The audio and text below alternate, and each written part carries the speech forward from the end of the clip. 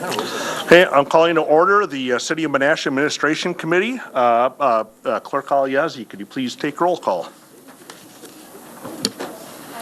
Alderman Grotti. Here. Alderman Benner. Alderman Nichols. Here. Alderman Taylor. Alderman Severnick. Here. Alderman Collier. Here. Alderman Kruger. Here. Alderman Zielinski. Here. First thing on the agenda is the Administration Committee minutes of 11/6/17. Can I have a motion to approve?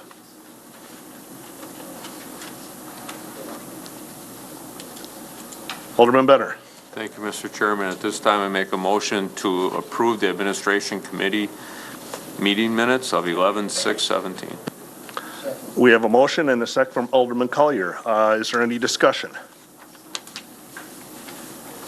See no discussion. All in favor? Aye.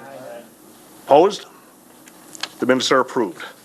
Moving on to action items. Number one is a memorandum of understanding between future NENA and the City of Menasha and the City of NENA for the Loop Lake funding distribution. Attorney Captain, could you please enlighten the committee? Thank you. This memorandum of understanding really just sets forth the process or procedure for the distribution of funds for the Loop the Lake project. And I do know that the City of NENA did, the Finance Committee, I believe it was, did approve this memorandum of understanding. There was one section or one part of a section regarding the fiduciary duty clause in section 3 in the second paragraph that was not inserted when it went to them, and the recommendation of Attorney Godleski was to include that, and so that's what's coming to you. Thank you. Could I have a motion? Alderman Benner. Thank you, Mr. Chairman. At this time, I make a motion to forward to council the memorandum of understanding between future NENA Incorporated, the City of Menasha, and the City of NENA in reference to the Loop the Lake funding distribution. We have a motion. Is there a second? We have a second by Alderman Collier. Is there any discussion? See none. We'll take a roll call vote.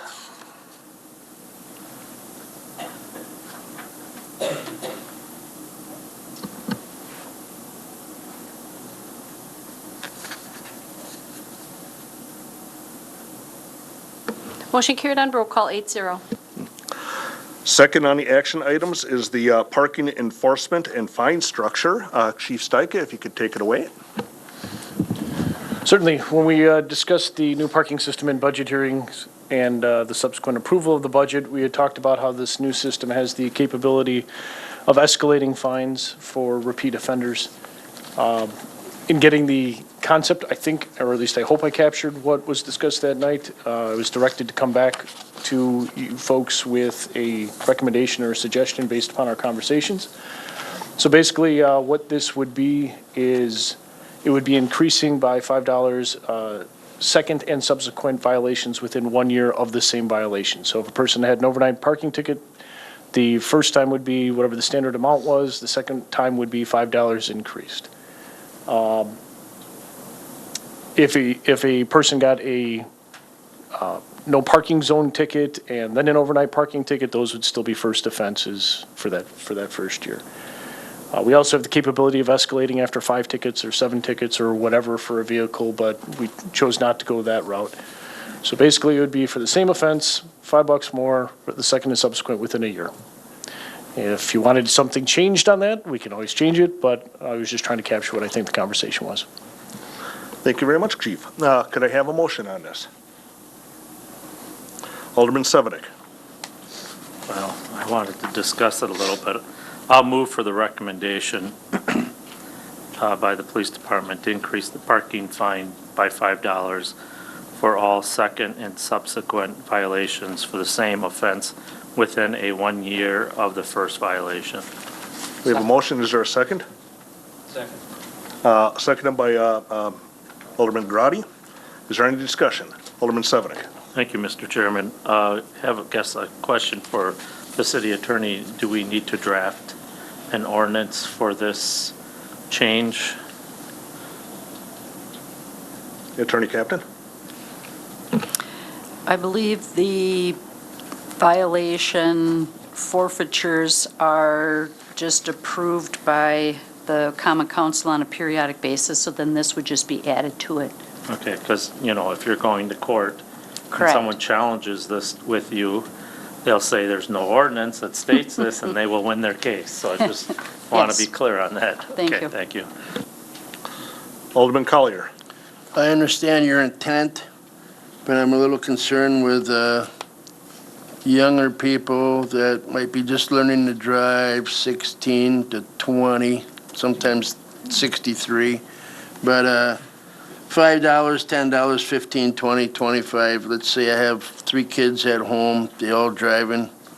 Boy, would my insurance be bad. And then all of a sudden, I got a couple that got late night jobs and they gonna go back out after they come home when they fall asleep. All of a sudden, I got a couple kids with $10, $15 tickets and a problem coming. I would hope that we'd have a ceiling on this of maybe $25, but I don't see that coming. So I probably won't vote for it. Thank you. Is there any other discussion? Alderman Benner. Thank you, Mr. Chairman. I agree with Alderman Collier. I'm not in a big hurry to do this either.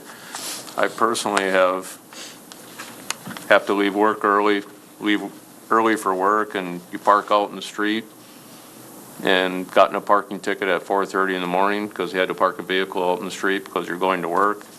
And if this were to happen a few times, I think I'd get pretty upset that I'd be getting charged an extra $5 every time.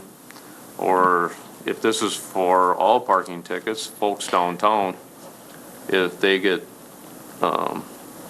if they have a parking meter violation or something, and we start charging an extra $5 every time somebody gets a parking violation downtown or something, I see that as being problematic.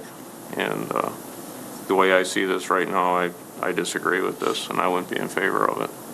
Chief Stika. Just to clarify, and I think Alderman Collier had said that it would escalate 5 to 10 to 15 to 25. It does not. And that's where it specifically says it does not pyramid. So your first offense is $10 for overnight parking during the summer.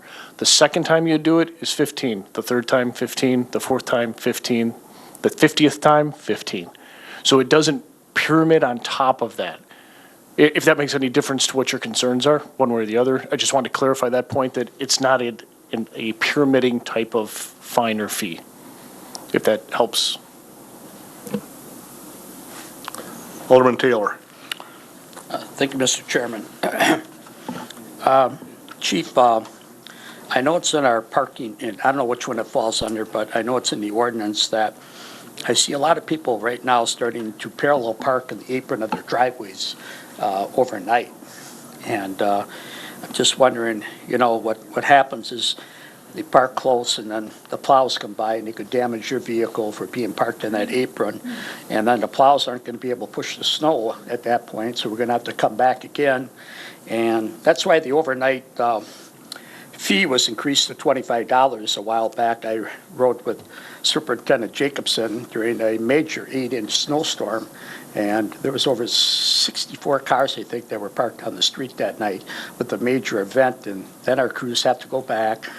There used to be one here on Takel Street, and Takel Street is used as a 4-lane road, and that where they had to go around the car's gone then. We get these days where it's raining out or it's snowing, and then the next time it freezes, and then it'd be. Alderman Taylor, if we can stay on the fees, please. Violation. Stay on the fees, you're starting to wander off a little bit. We're talking about the fees at the moment, please.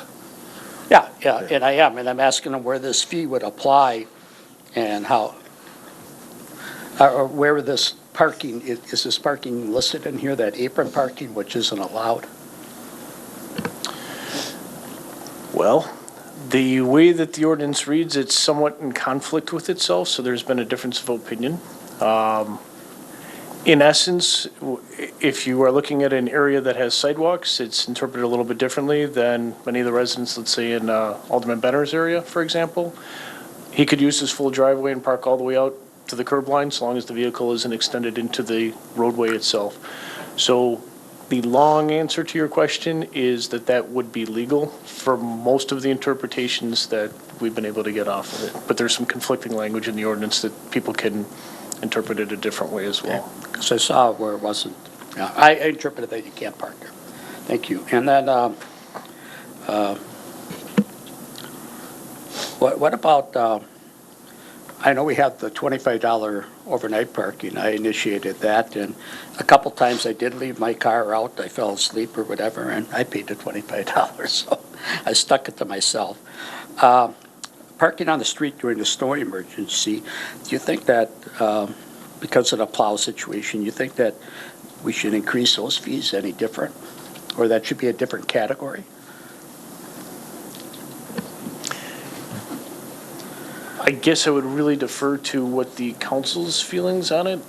Police department as policy really doesn't make policy on a fine structure. I think that's really kind of a decision that you folks make as far as how punitive you want a violation to be. We do know that, and I agree with you, the increase to the $25 on the overnight parking in the winter was specifically to try to address that. I think that's generally when the enforcement and the plowing gets done. So I think you're kind of addressing that already. Okay. But if you wanted to extend it to snow emergencies, that's certainly something that the council could act upon. Okay. All right, thank you. Alderman Collier.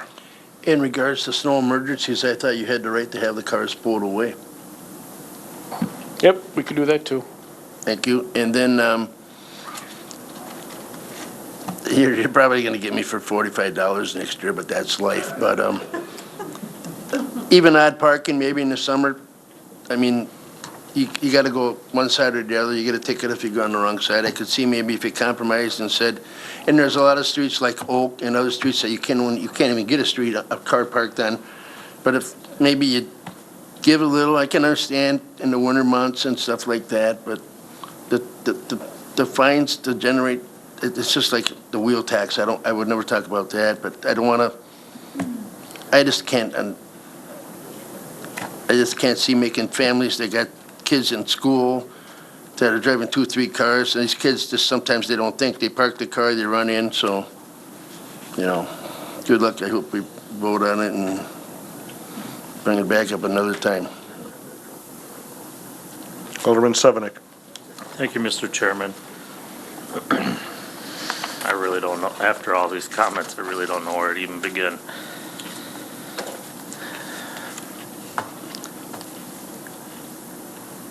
I mean, we either say you can't park on the streets or not, you know. We just spent a huge amount of money on this new parking system also, which brings in, by the way, a lot of revenue to the city. It's not as though we don't give our community options. You do have that option of always calling the police department. If you have to have your car out, you can call the police, you won't get a ticket. In the summer, you had odd even for your situation, Arnie, with the kids and that. They can always park on one side or the other, no issue. I just think I think we're beating this to death here. And it's a small recommendation coming from the police department. And, you know, I agree with what Alderman Taylor was saying too, because I've talked to guys at the city crew that plow. One of the worst things in the world are these cars out on the street because people don't care, you know, or they try to block, they put the car out there so that they don't have to shovel or clear it out. So I just say, let's vote for this. Is there any other discussion? Seeing none, can we have a roll call vote, please?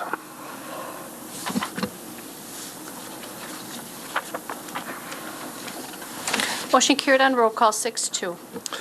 Yeah, on action item number 3, Director McKinney asked me to postpone it till the 18th. Everything's not in order for that, so we'll skip over number 3. Go to number 4, the Class B intoxicating liquor and fermented malt beverage liquor license policy. And this one, Mayor, would you like to be able to take this one, or the clerk? Pam and I can start out, and if you have more questions, we can kind of pass it around.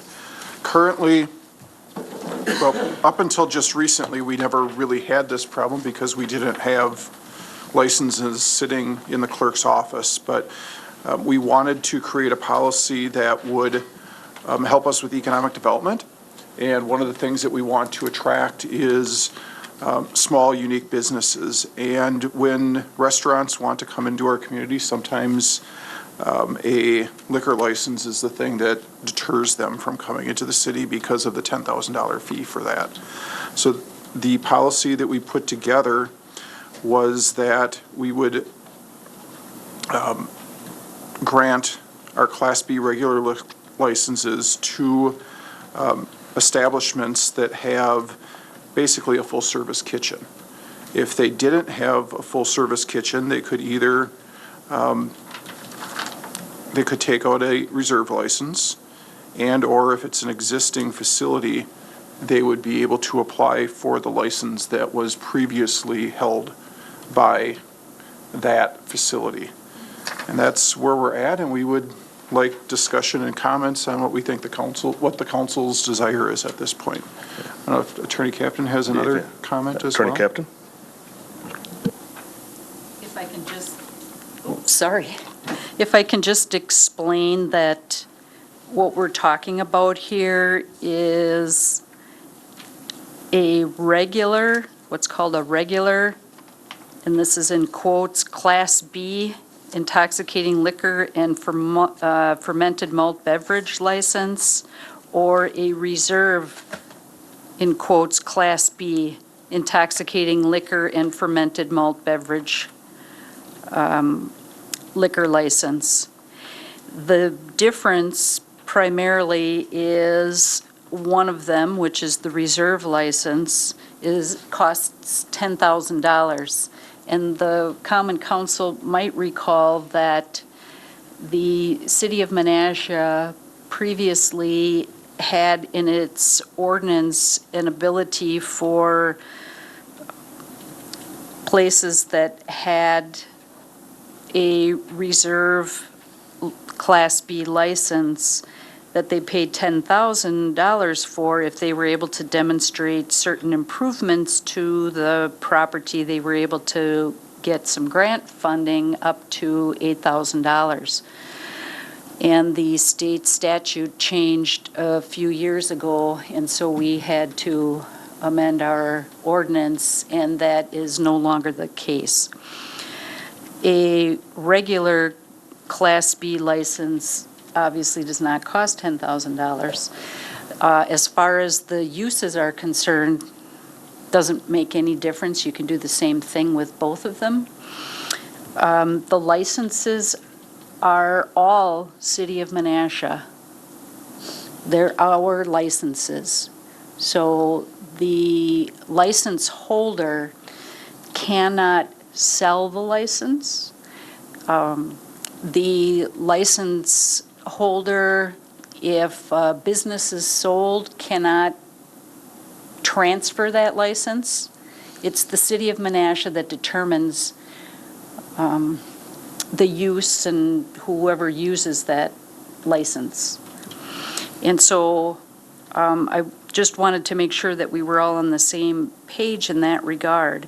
And what is set forth as a guideline here is a starting point, I guess, is what I would say, and it's based on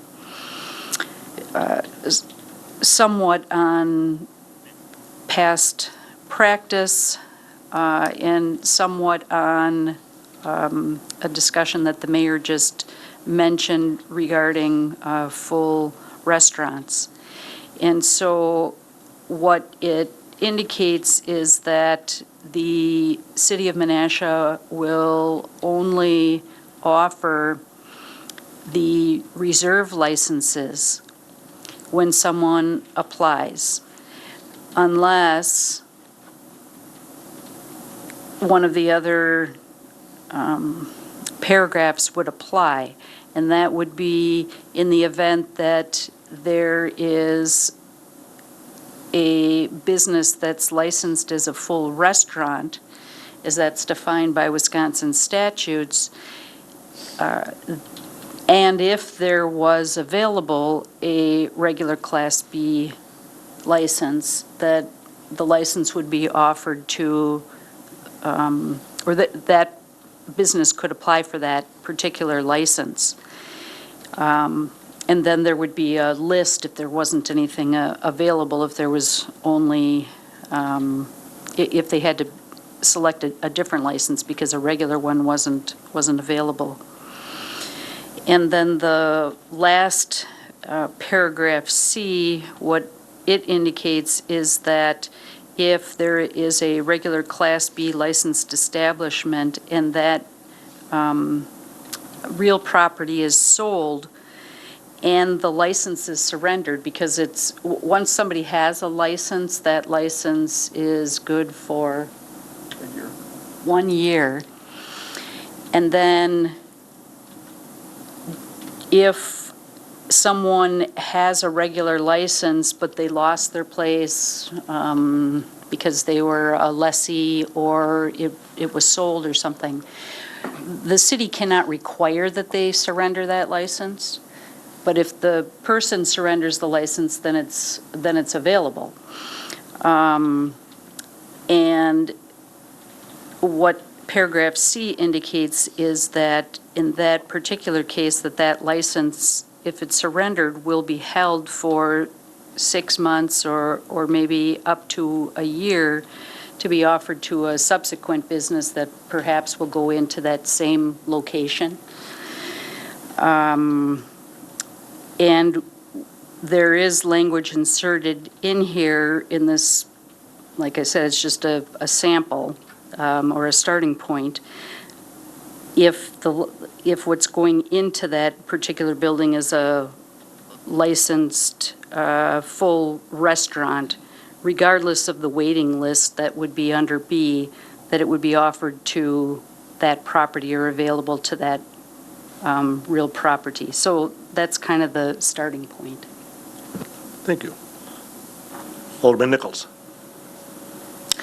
So what kind of action are you looking for this evening? A recommendation to forward a policy to council, an approval of a policy, or simple discussion about a policy? Mayor? I guess depending on what the council's desire is, if they want to forward this exact policy to council with a recommendation, that's fine. If they want to discuss it and have us draft another policy or revisions to this and it comes back, there is nothing urgent about this policy tonight. So this is mainly a discussion point at this point, depending on how much the council wants to or not wants to change this policy or create a different policy. Thank you. In an effort to open discussion, I move that we forward to the council the Class B intoxicating liquor and fermented malt beverage liquor license policy as presented in the mayor's memo to the administration committee. We have a motion. Is there a second? We have a second by Alderman Collier. Further discussion? Alderman Stefanik? Thank you, Mr. Chairman. I want to have a better understanding of this because, well, number one, we don't have any policy in place, and that's been part of our problem. And so I'm glad that at least we're taking the initiative to do something so that it's in writing, and that kind of protects us as a city. Also, though, I might have a varying opinion about how we go about doing this, because the way it is now is not equitable to the small tavern owner. And correct me if I'm wrong, but the way this is written is, and I'm going to just use an example because it seems to be a way that people understand better. Let's say Jitters decides to sell their place tonight, and they turn over that license to the city, that license would now no longer go back to Jitters.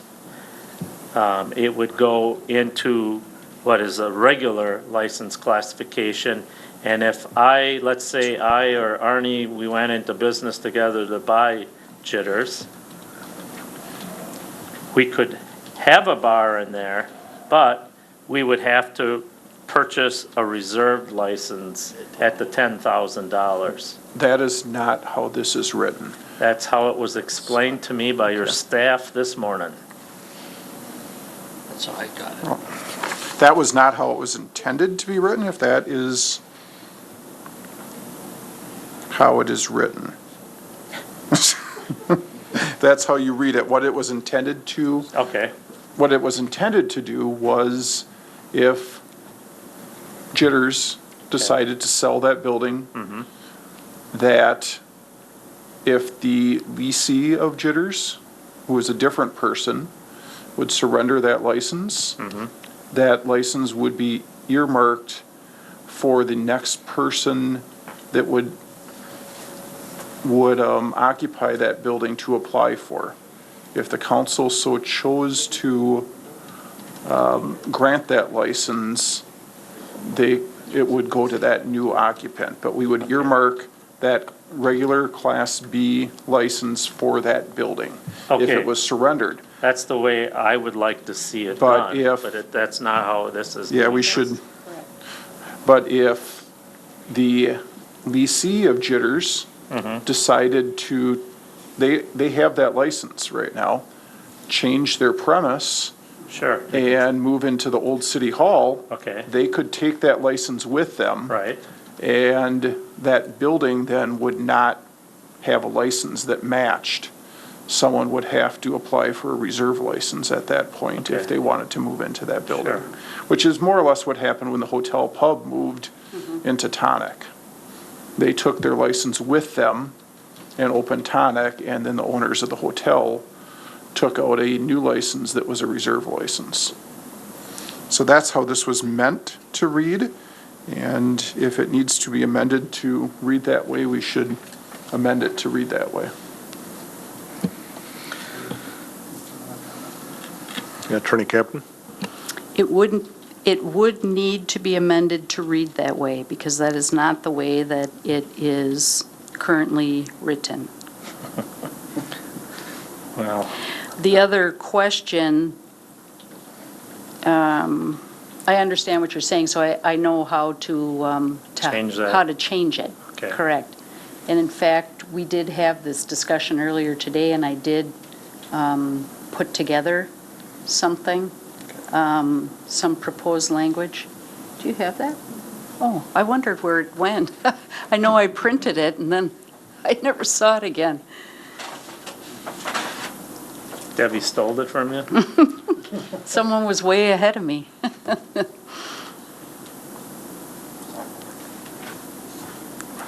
There you go, apparently. Thank you.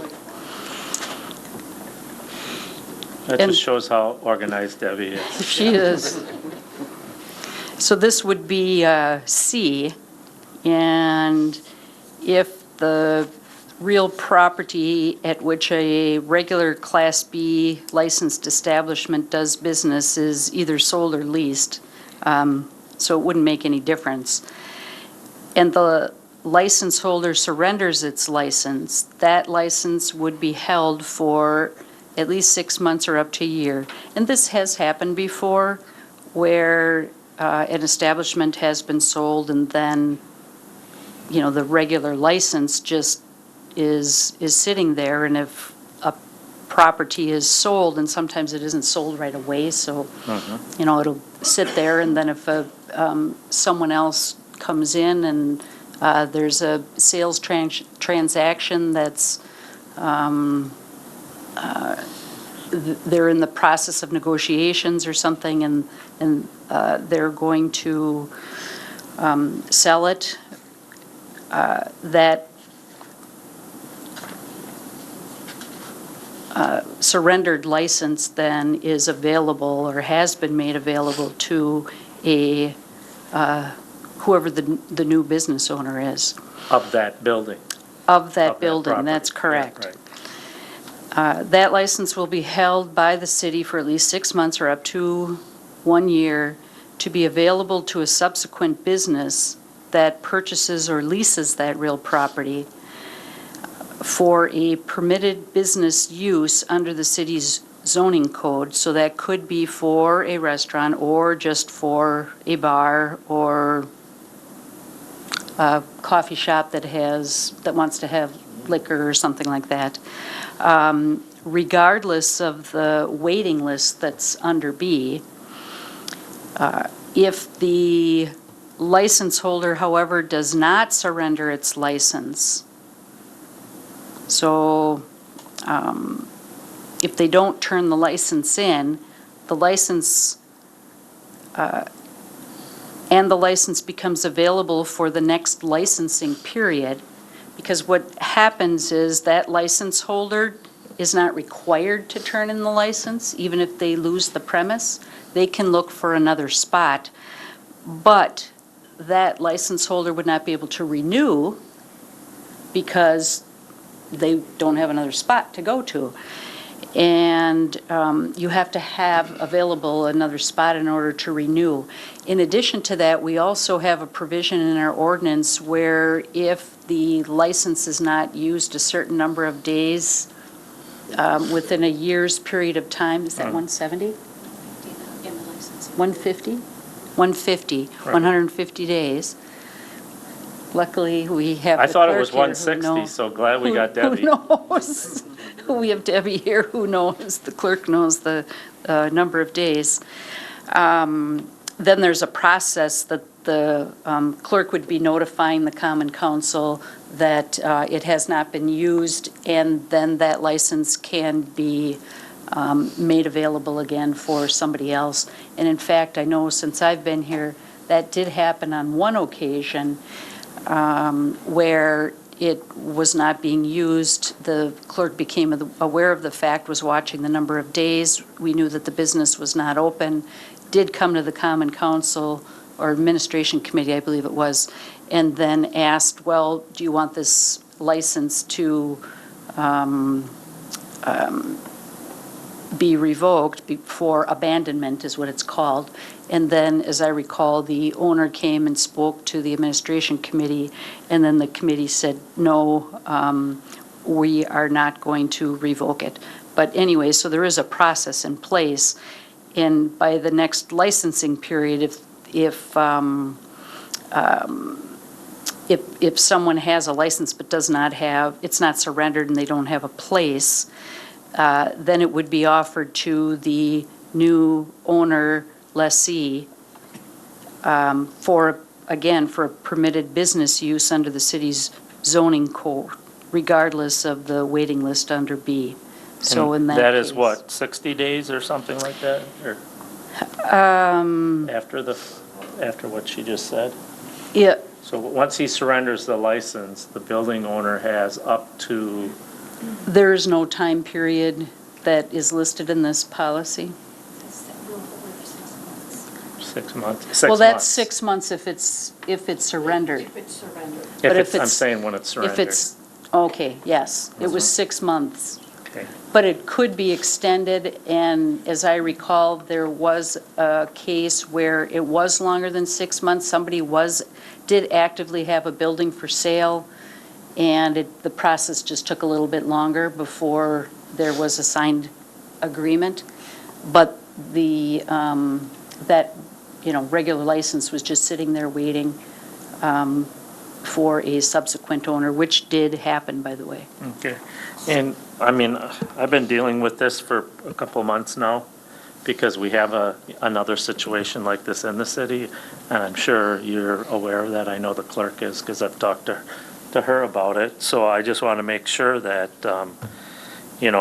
we've had past practice and that we try to follow that past practice as much as possible so that we're fair to the rest of the community. And I'm glad that we can make that amendment to this. So I would offer that as a change to the original motion an amendment. Second. Okay, we have a motion and a second by Alderman Taylor. Is there any discussion on the amendment? Alderman Collier? I had a question on the amendment. I thought the state, our laws, I mean, the state, I thought the state, well, first let me change this. How many licenses do we have in the city of Menasha that are active? 17, 18? 24, our total number of Class B is 24. That's regular. And then 9 reserve. So we have 9 reserve at this point. We have, that we're allowed to, we have 4. Yeah. We have 4. 4 that are available, so Okay. 5 of the reserve licenses are taken. And as I recall, there are 2 regular licenses.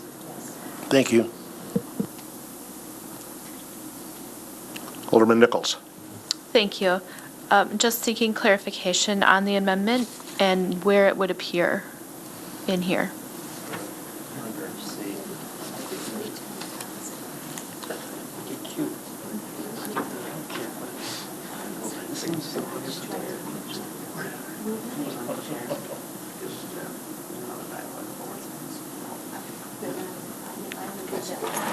Attorney Captain? This would be in paragraph C, and I will just read through it then with the strike through and underline. If the real property at which a regular Class B licensed establishment does business is sold, and then what would be added is or leased, comma, and the license holder surrenders its license, that license will be held by the city for at least 6 months or up to 1 year to be, then strike offered, available to a subsequent business that purchases, leases that real property for a permitted business use under the city's zoning code, regardless of the waiting list under B. If the license holder does not surrender its license and the license becomes available for the next licensing period, it will be offered to the new owner lessee for a permitted business use under the city's zoning code, regardless of the waiting list under B. And what that does then is for those establishments that currently have a regular Class B license, if it's sold or leased, it will be held for a period of time for another business, presumably, that would go into that location. And it could be a bar, or, if it was a bar, it could stay a bar. It could be a restaurant, or anything that would be a permitted use under the zoning code. And that change that was just made reflects the way it was initially written. The next facility would have to be a full restaurant. Thank you for that clarification. So it's removing that requirement. Is there any other discussion on the amendment? See none? Can we have a roll call? Or-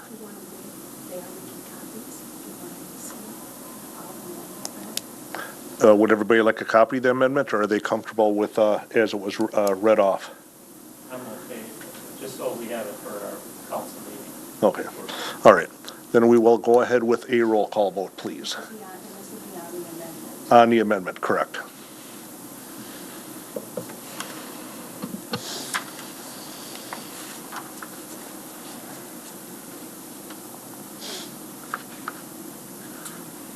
Motion carried on roll call 8-0. And now we're back to the original motion as amended. Is there any more discussion on the Attorney Captain?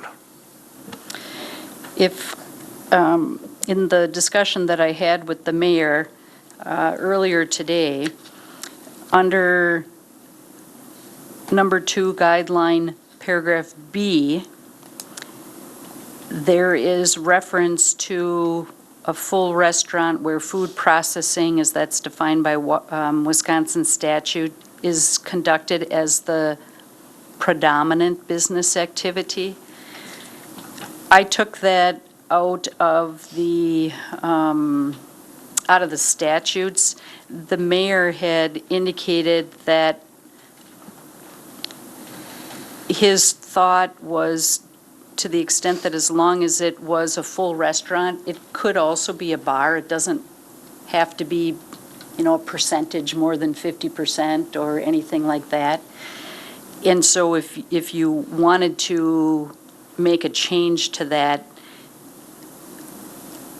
you could change it to is conducted as a business activity, and then delete the words as the predominant business activity. So then you know that it would be used for a restaurant, but trying to, I think his concern was all of a sudden having to look at people's books or something, and, maybe one year the predominant use of business would be, they sell more liquor, and the next year they sell more food or something like that.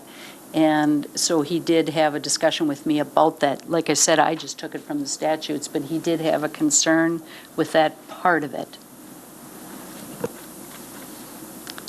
Okay, is there any more discussion on the motion? Alderman Sevenick. I just wanted to add that I don't think it's our place to do that, to go into businesses and see if they're doing 51% in restaurant, and, and there's a whole lot other things that go on in a business like that, with these gambling machines too. Some survive on that, believe it or not. So I agree that we should just keep it as the city attorney stated. So would that be a motion to change the wording, Ned? Would he be making a motion?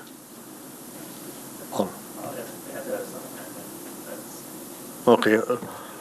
Okay, we have a motion to amend guidelines 2, paragraph B. Attorney Captain, do you mind just repeating what we'd be changing on that? It would be removing the words "the predominant" and then adding the word So the end of that sentence would read, "is conducted as a business activity," instead of the prominent or predominant business activity. Right. So we have a motion. Is there a second? We need a second, though. Okay, we have a second by Alderman Nichols. Is there any discussion on that amendment? Alderman Collier? I might be wrong on this, but if I'm right, if they serve food, it's a second till item on a separate ticket. It's separate from your cash for liquor or anything else. And that's when you do your books, that's how the state decides on if you're 51 or over, because when you have more food than liquor, it's an altogether different game. Thank you. Any other discussion on the amendment? Alderman Benner. Thank you, Mr. Chairman. Just on that note, and I was just kind of running that back and forth through my mind, that if that's a state statute, then it would seem to me that somebody would be signing an affidavit or something stating that a greater portion of their sales or revenue, whatever that is, I don't know how that works, is what would constitute it to be a restaurant. And is that enforced by the state? Or who does the enforcement on that? The folks that are issuing the licenses, which would be us? Attorney Captain?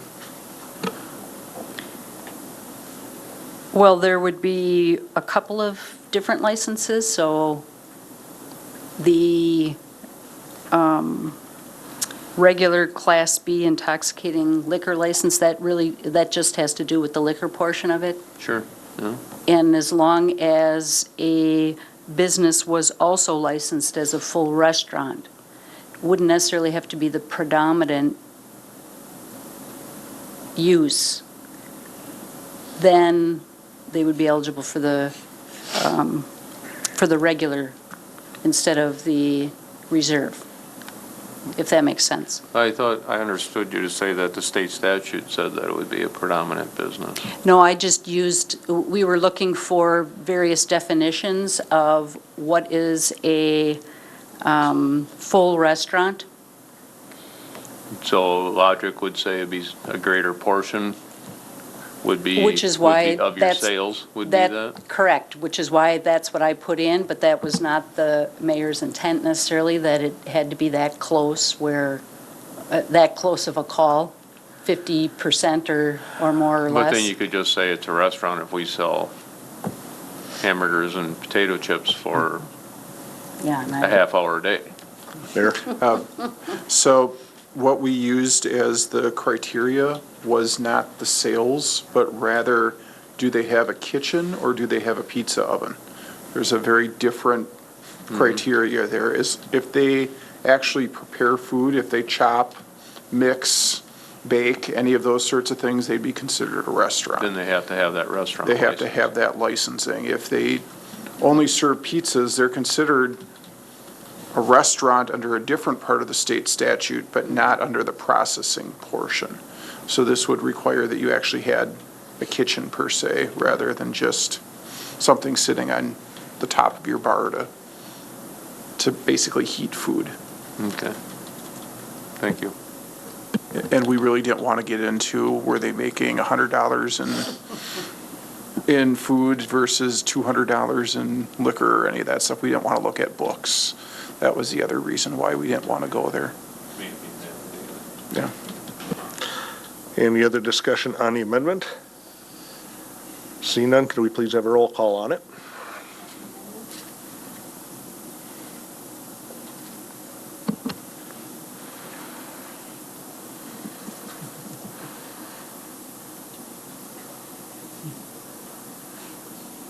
Motion carried on roll call 8-0. Okay, we're back to the original motion with both amendments. Is there any more discussion on the policy as amended? Seeing none, can we have a roll call vote?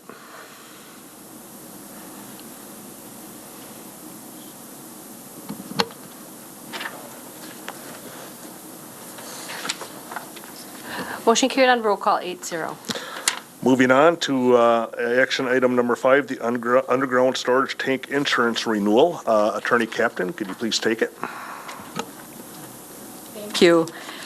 What is before you is our insurance proposal that is prepared for our underground storage tanks, which there are 2 at the marina and 2 at the garage. And this, you may recall, is a requirement to demonstrate financial, or what they call financial ability, in the event that there would be some kind of a leak or some kind of problem with the tanks. And there are various ways that financial ability can be demonstrated. Over the course of the last several years, we have been demonstrating that through the purchase of insurance. There are minimum requirements, which each of these quotations did meet those requirements. The recommended quote from the broker that submitted for quotes is with Ace American Insurance Company. That is the insurance company that we currently have. I did call and ask about, your recommendation is to stay with the incumbent. Can you explain where that recommendation is coming from, since it's several $100s more than another carrier had provided a quote? And the comment, you will notice, the comment that was made was in the defense costs. In the incumbent, they have a $2 million, and the other one is $1 million. And of course, when you're dealing with environmental issues, if there is some kind of a problem that does arise, you want to have the higher rather than the lower Certainly, we've unfortunately have experienced that as it relates to attorney fees and some other environmental matters that we had been involved in.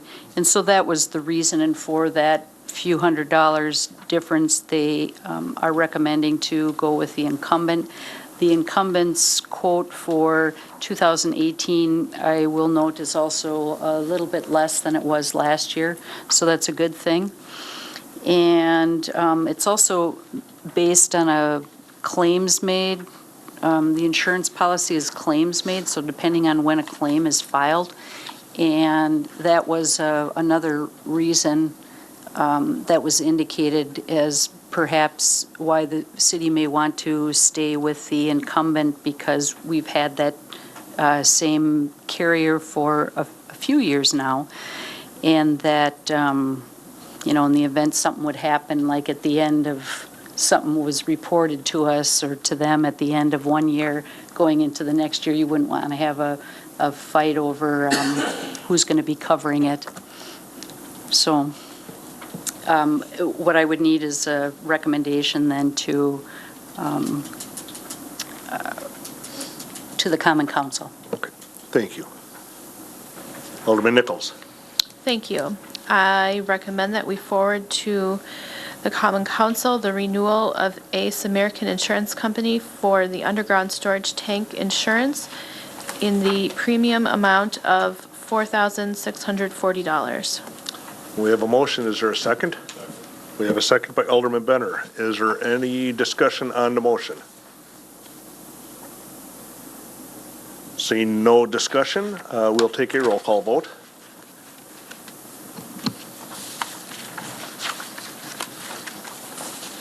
Motion carried on roll call 8-0. Last item is adjournment. Do we have a motion to adjourn? Alderman Benner, Thank you, Mr. Chairman. At this time, I make a motion to adjourn. is there a second? Seconded by Alderman Collier. Any discussion? Seeing none, all in favor? Opposed? We are adjourned.